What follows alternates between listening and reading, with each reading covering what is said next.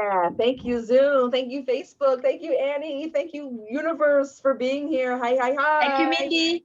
hi. Hi, everyone. Yeah. Hello, and welcome to the Annie and Mindy show.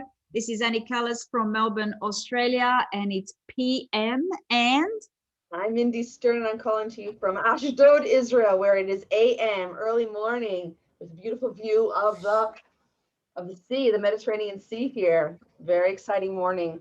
How's it going, Annie?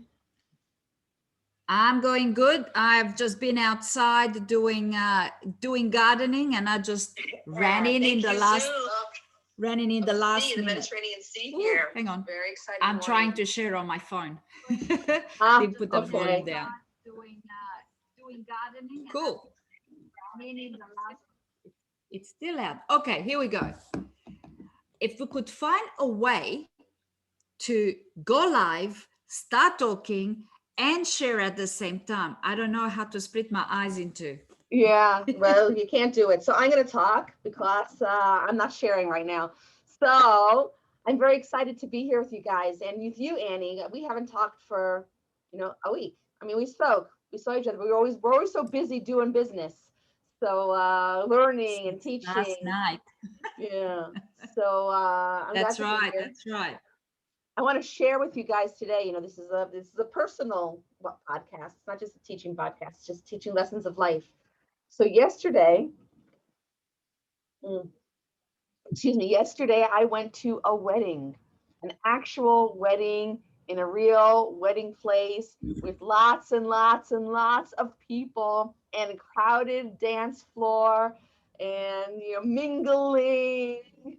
And it was a lot of fun because, first of all, it's not only because of COVID that I felt that we've been isolated for so long and not having, and it was kind of like weird, when I left the house, I forgot my mask. And then I ran back into the house and I got my mask and I put it in my pocketbook. And then I get to the place where the wedding is, and it's in my pocketbook. And I get to the door and there's a guard there, and the guard has a mask on. And I'm like hesitant. Do I need to put my mask on? Do I need to show him my green passport? Nothing. I walked right in, started talking. There are people, and then I found out that from today it is, or yesterday, we don't need masks anymore in Israel. So yay! That's a happy place for us. But the last wedding I was at was probably about 3 years ago, because I'm not at that age where my friends' kids are getting married. My kids are like 20, 21 and 23, and my friends' kids are the same age, and so I don't have a lot of people and I have no family here in Israel, so I don't have a lot of people in my sphere that is celebrating weddings. But I had a lot of fun, and not only did I have fun, I'm going on a lot about it because it was fun. And then my flower in my hair is a That's present from the gorgeous. wedding. You walk in and there's this big flower booth, and they give you all sorts of ornaments. So I kept mine in my hair. Very pretty. Yeah, but so it was fun, and I danced. But something that's really interesting that I saw about myself was that I knew the father of the groom, and he is now in his second marriage. His wife is my business partner, Nomi, and I don't know, his other family, and I don't know very much his children. I know Nomi's children, so I was basically on my own.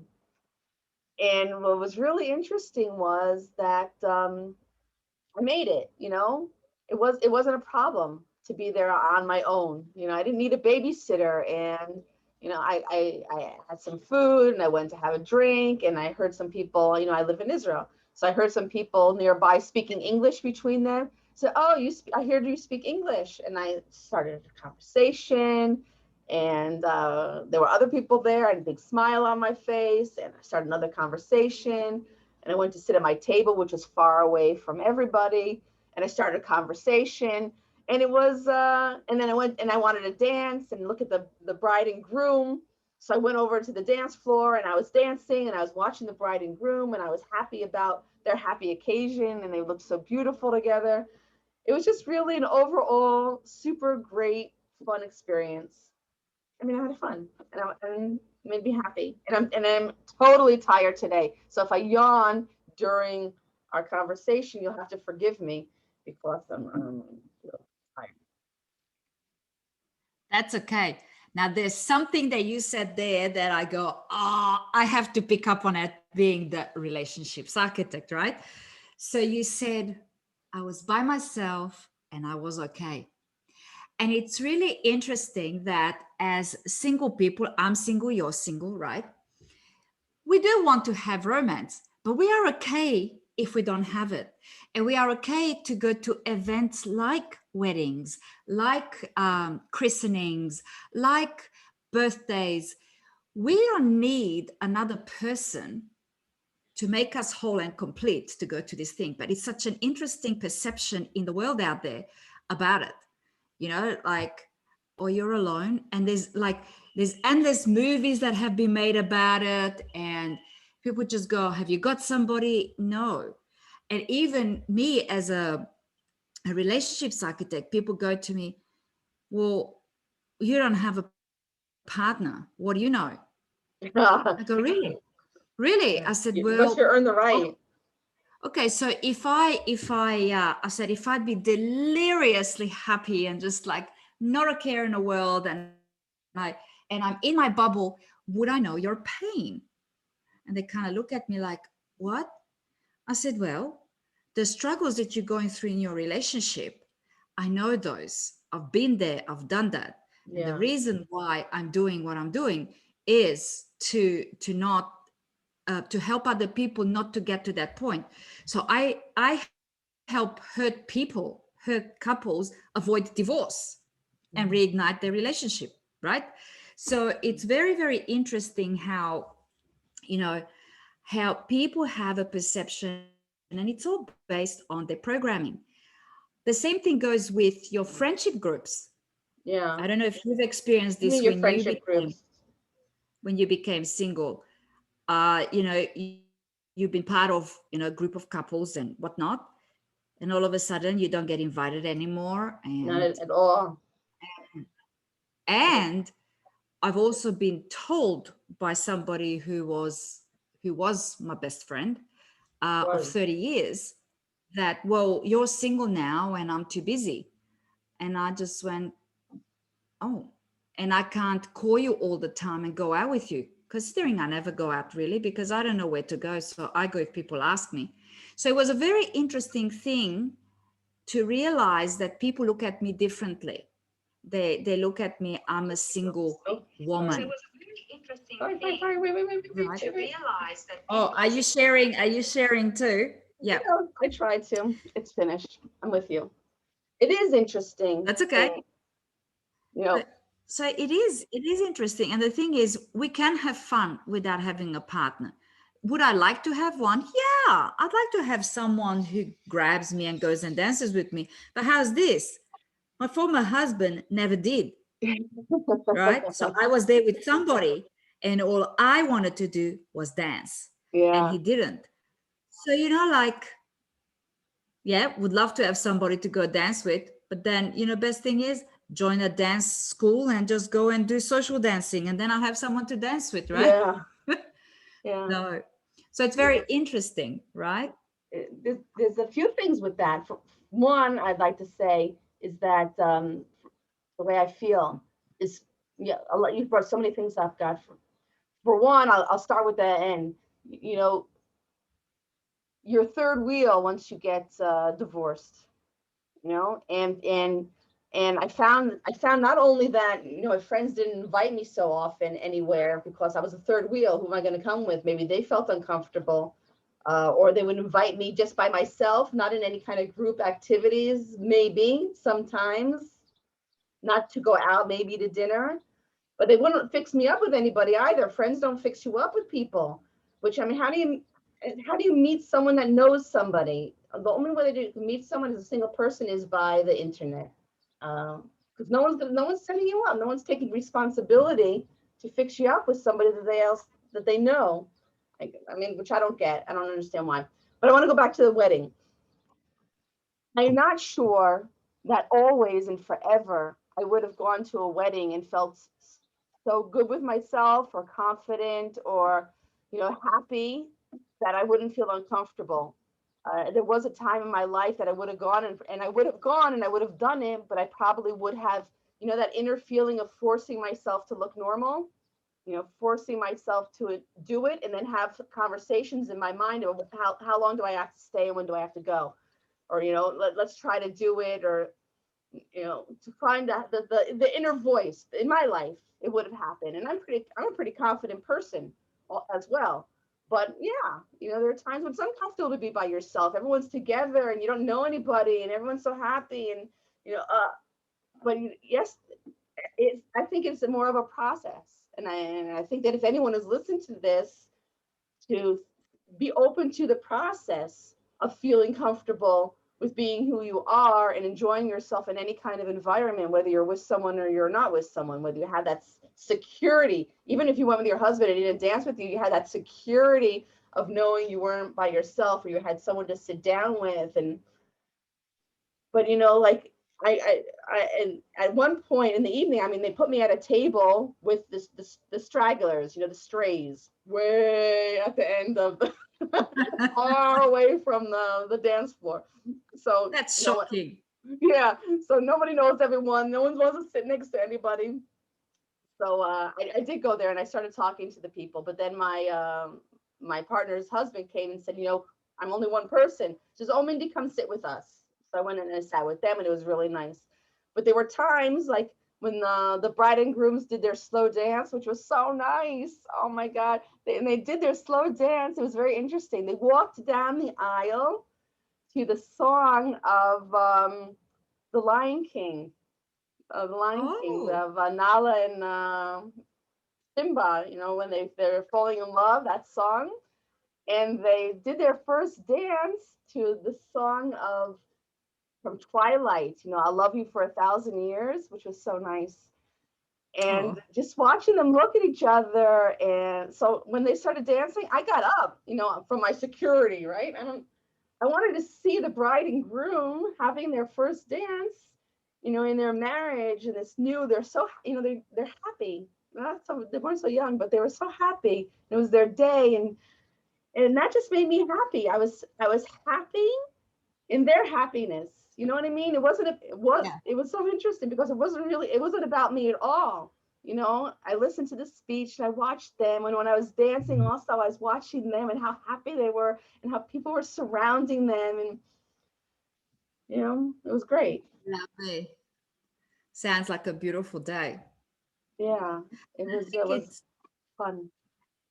and the other thing is how we have practiced, I guess, for such a long time and learned and practiced celebrating not only our successes but somebody else's, and we take awesome joy in seeing other people's happiness and it's not sitting there going, oh, why don't I have that, and oh, and so, and like I have actually literally seen people going, when they've seen people in wedding cars and stuff like that, don't do it, don't do it. And I was Mm, sitting there going, are you for real?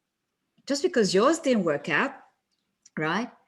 I'm happy for people. I still believe in love, even though, like my marriage didn't work out. It didn't work out because we didn't know any better. Because if we did, it would have worked. I yeah. believe so. Right. So I'm not going to beat myself up about it. I still celebrate people's successes. And if my former husband met somebody and I could see he was really happy and they were really happy, I'd be really happy. I'd be really happy for them, because you can't sit there and mull over things for the rest of your life. Now, if you want that relationship, then work at it. And if you don't, then move on. Yeah, move But on. be happy that this person, a lot of people go, actually, I said this to my former husband last year when we were in the longest ever lockdown, and we're in lockdown again, and it just got extended another week today or yesterday. Yippee yay, right? Yeah. And I sort of said, like, you didn't call me last year to check in on me, right? And he was like, oh, I said, listen, I said, before anything else, I said, I'm a human being. Okay. So sometimes you check in on human beings to make sure they're okay, because they live by themselves. And what if something happened? Like, what if I slipped and I broke my leg? What if I slipped and I smashed my head? What if I had the flu and, you know, I was bedridden? It's like just hearing something. And I was all by myself because our son was there when the lockdown came. So he didn't leave. Right. So the mentality of people, this is not to say that there's something wrong with him, that definitely not. It's just this is all down to programming how we perceive certain people and certain relationships in our life. And if it doesn't work out, then there's this animosity. Like, really? Yeah. I don't know how to be, I get disappointed with people, and I get a little bit worked up, and I think it's disappointed more than anything, not angry, right? But once it's done, it's done. You can't change it, right? So I just sit in acceptance and go, okay, it is the way it is. I can't change it right now. I just can't. Maybe down the track, maybe. Maybe soon. So Maybe kind of acceptance boring. yeah, and forgiveness. Of course, that's my gig. Yeah. So, and also I think at this age, we're now 50s. I think we're so much more settled within ourselves. Yeah, 5'5".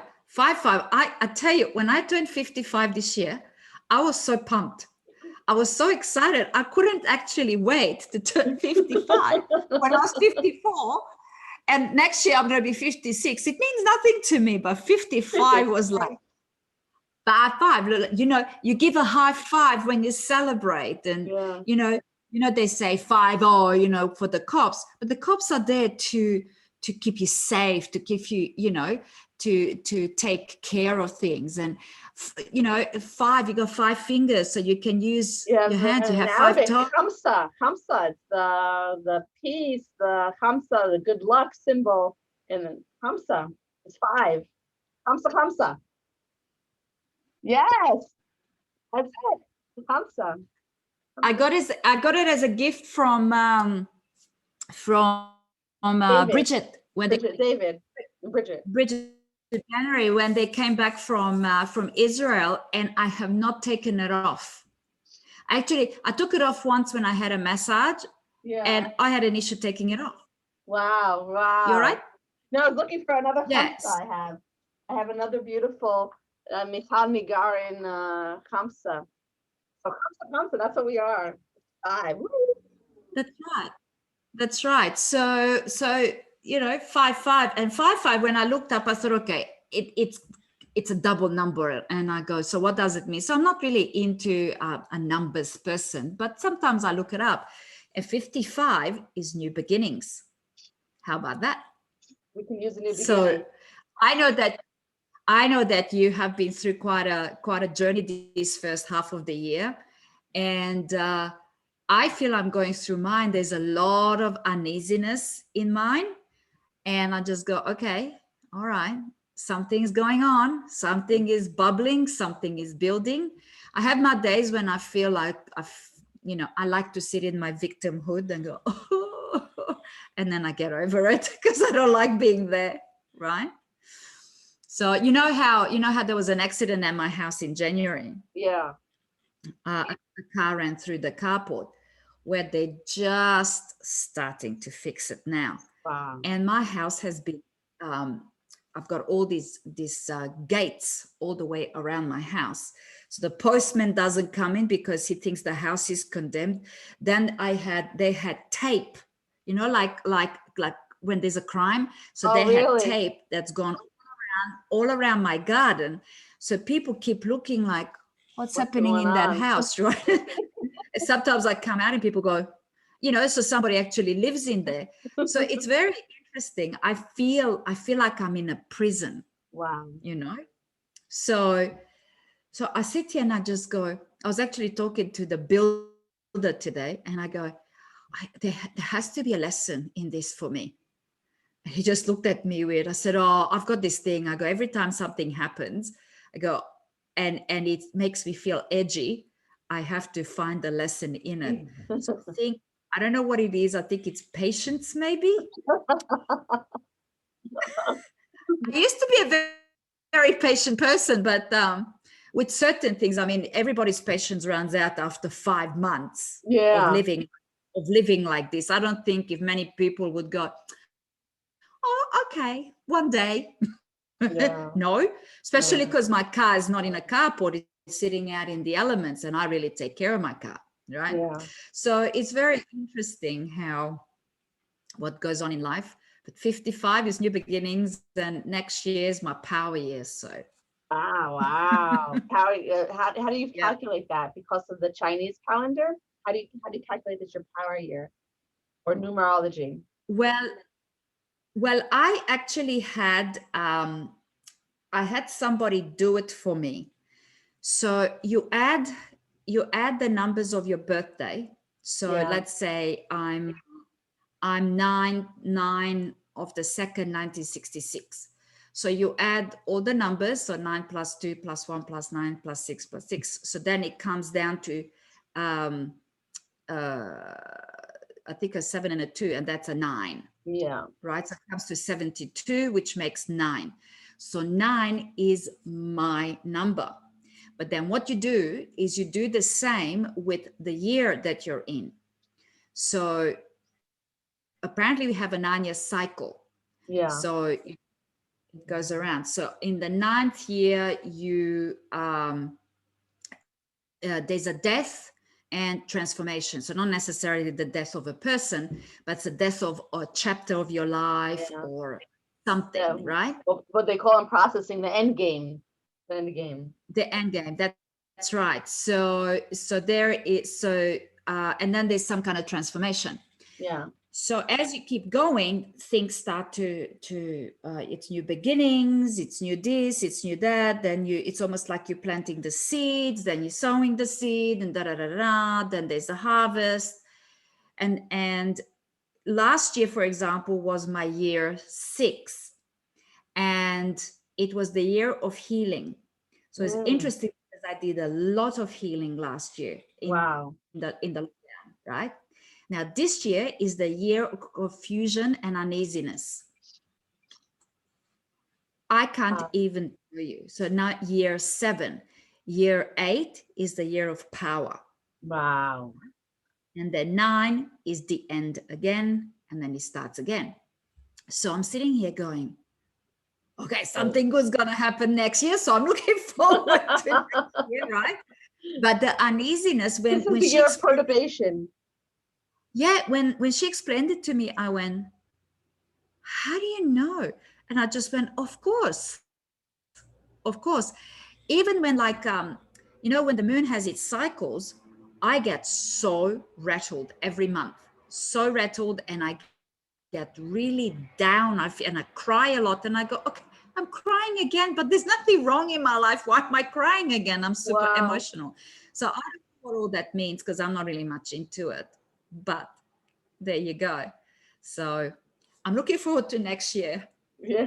I think next year's gonna something has to give next year. I have to tell you because Yeah. I'm kind of all of this now. I wonder I what my really numbers am. are. My numbers must have been last year was probably my year of my confusion year.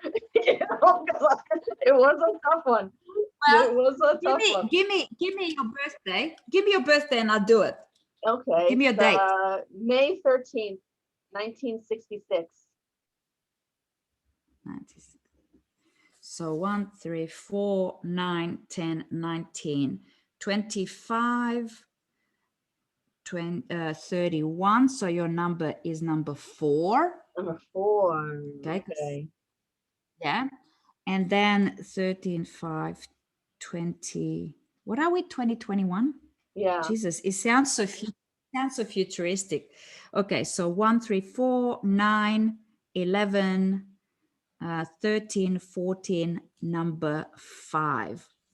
So you are year 5, which is kind of harvesting. You said you planted the Yes. seeds and Oh, now oh, good, good. That's good. you're kind of harvesting. I like Next year is the harvesting. healing. Next year is healing.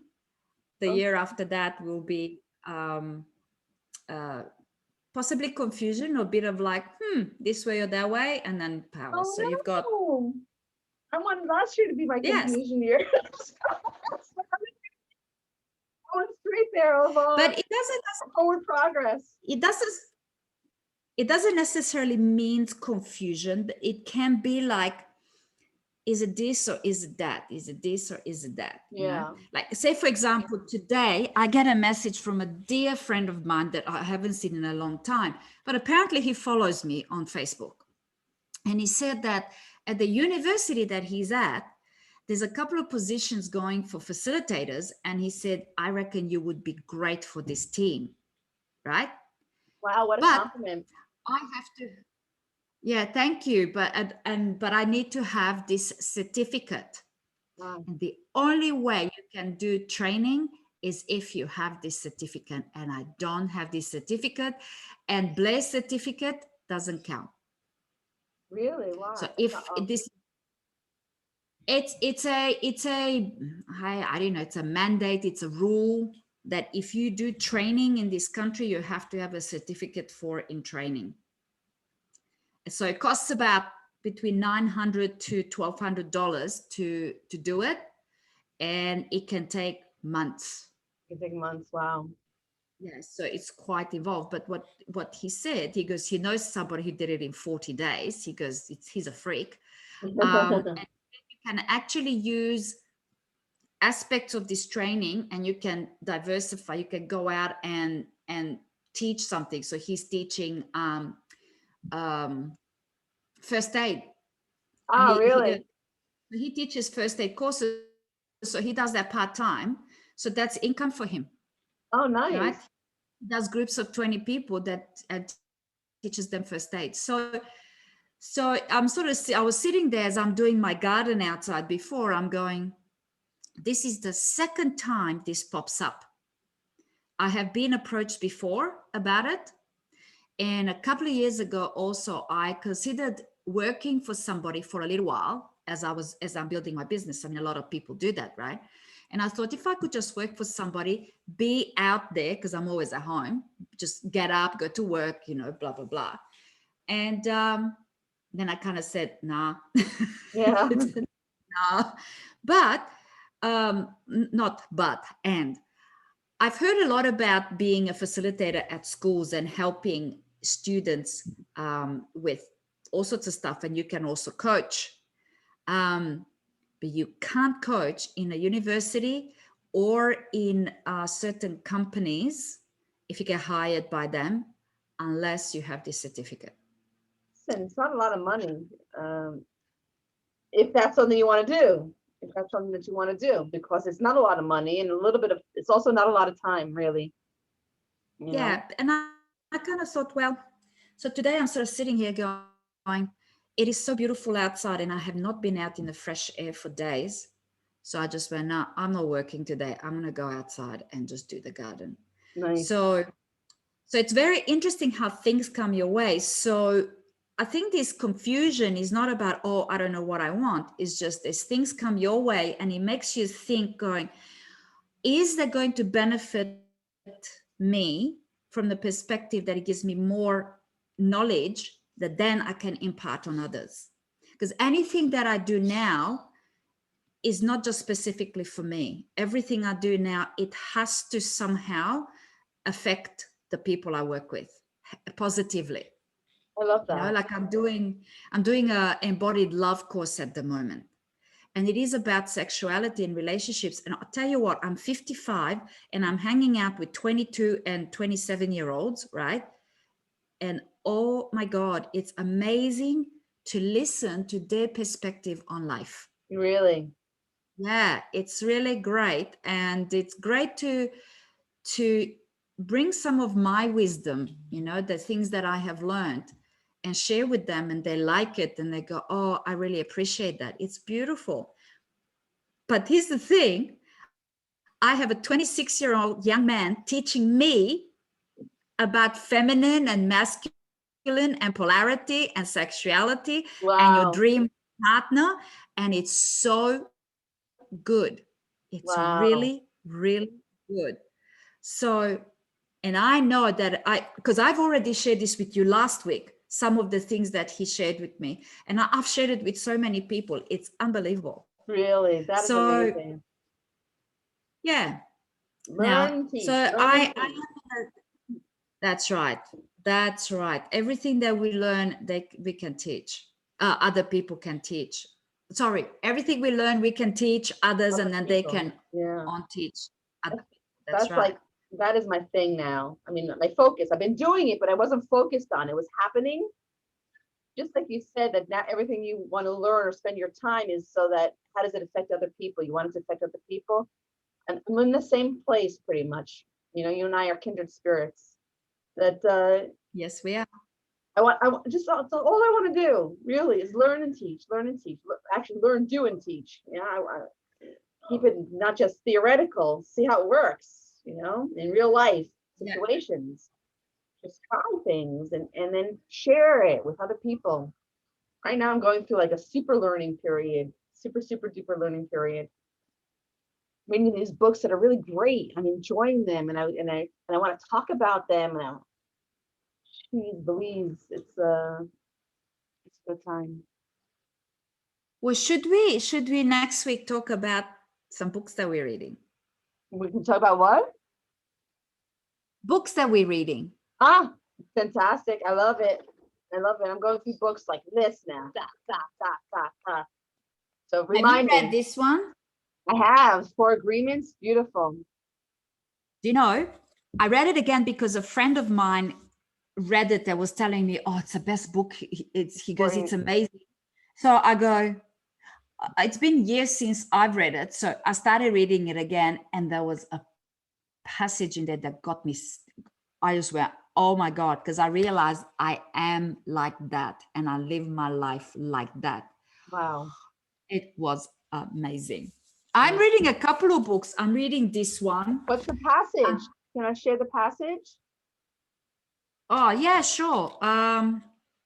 It's at the beginning of the book before he goes into the four agreements, but he goes, as children, we didn't have the opportunity to choose our beliefs, but we agreed with the information that was passed to us from the dream of the planet via other humans. The only way to store information is by agreement.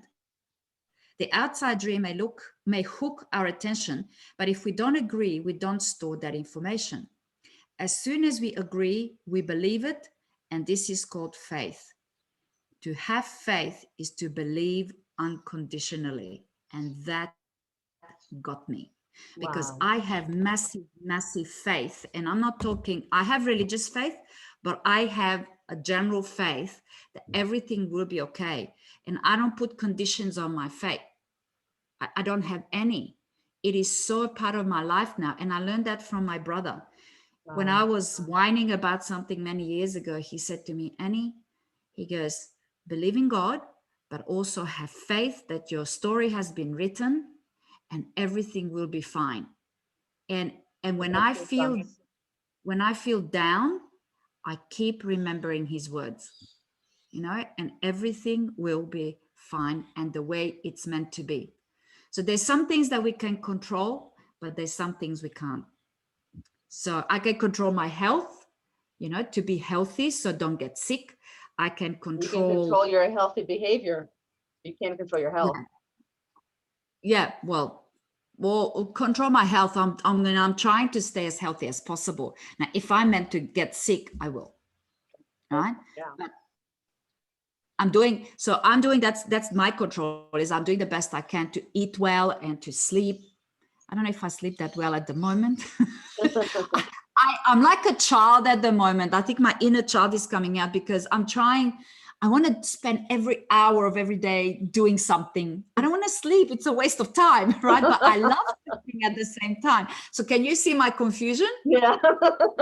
This is like, I want to do more and I get my second wind at 11 o'clock at night. So if I don't go to sleep when I feel that tiredness, I get the second win, and then it's like a 1, 2 o'clock in the morning, because then I fuss around the house, another movie, another cup of tea.